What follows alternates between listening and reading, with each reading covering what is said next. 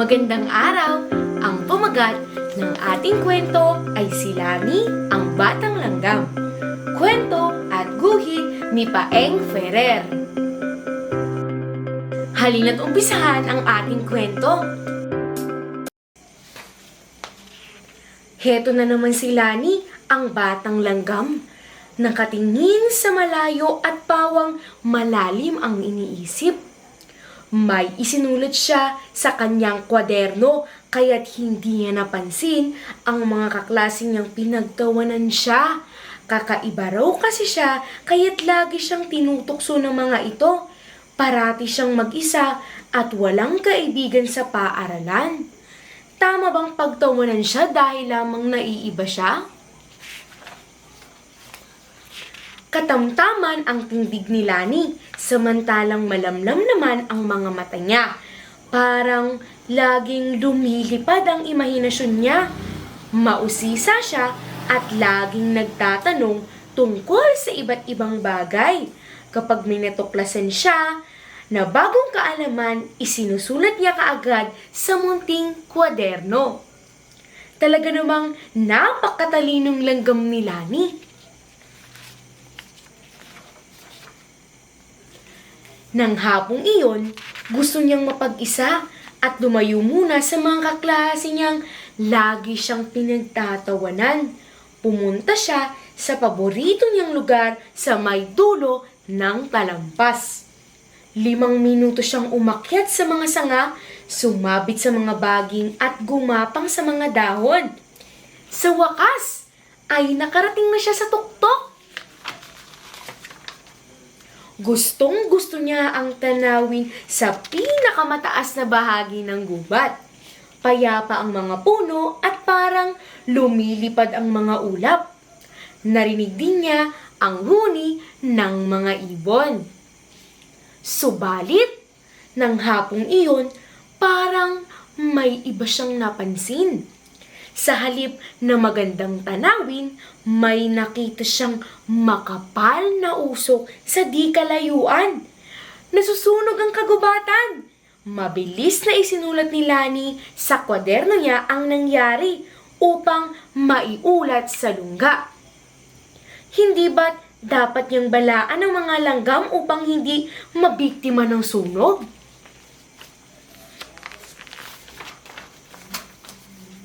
Matapos isulat sa kwaderno, tumakbo si Lani pabalik sa lungga nila. Kailangang lumikas ang buong lungga at hindi madamay sa sunog. Upang matulungan siya, hinanap niya ang tatay niya na nooy nagtatrabaho sa paggawaan ng asukal. Matipuno ang katawan ng tatay ni Lani dahil masigasig itong magtrabaho.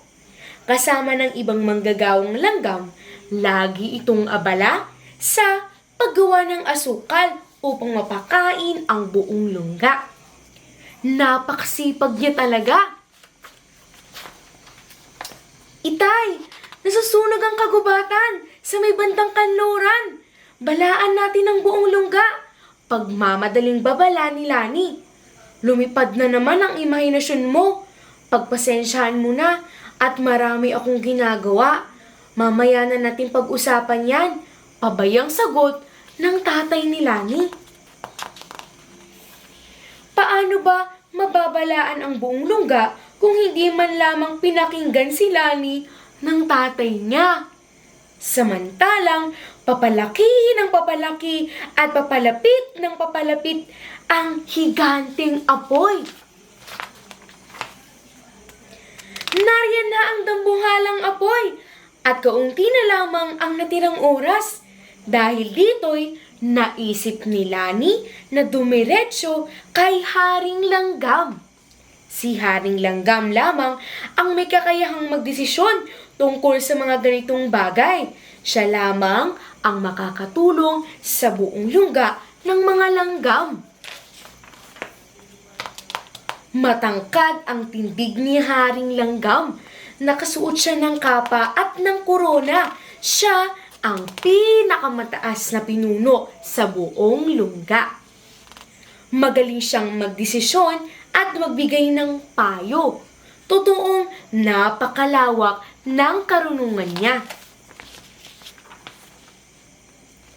Matapos ikwento ni Lani na nasusunog ang kagubatan, pinagtawanan siya ng mga tauhan ni Haring Langgam. Naalala niya tuloy kung paanong pinagtawanan din siya ng mga kaklase niya. Magtataka ka pa ba kung bakit paminsan-minsay gusto lamang niyang mapag-isa? Pero hindi niya pinansin ang mga halakhak nila. Hindi siya sumuko dahil kailangan niyang kumbinsihin si Haring Langgam upang maiwasang matupok sa apoy ang mga kapwa nila. Upang maniwala si Haring Langgam, ipinakita ni Lani ang kwaderno niya kung saan nakasulat ang nakita niyang sunog sa gubat. Subalit, tinapig lamang ito ni Haring Langgam. Mangyaring tumahimik ka na. Isa ka lamang batang langgam at wala ka pang nalalaman. Pagsigaw ni Haring Langgam.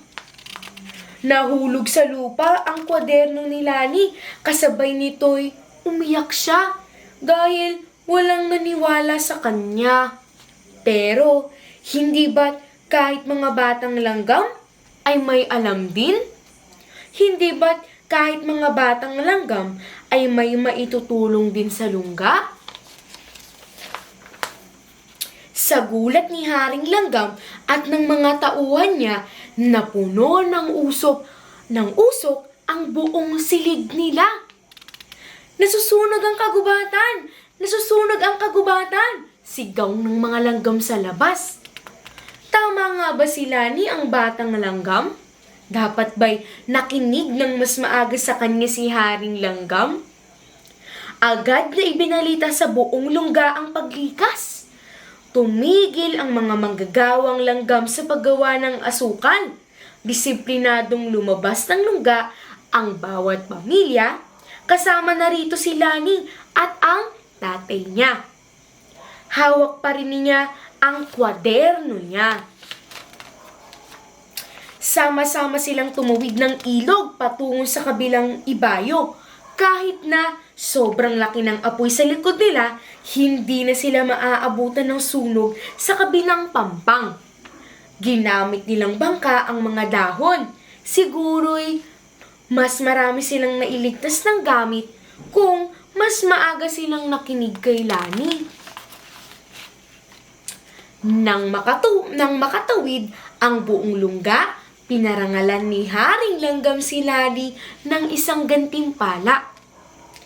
Hindi na siguro kailangang banggitin ang tapang at pagpupursige niya kahit walang nakinig sa kanya noong umpisa. Hindi na rin siya pinagtatawanan ng mga kaklase niya dahil dito. Magmula sa araw na ito, ipinahahayag ko na pakikinggan ko na ang bawat batang langgam sa ating lungga, maski ang mga batang langgam. Wika ni Haring Langgam habang papalubog ang araw. At dyan nagtatapos ang ating kwento tungkol kay Lani, ang batang langgam. Paalam mga bata!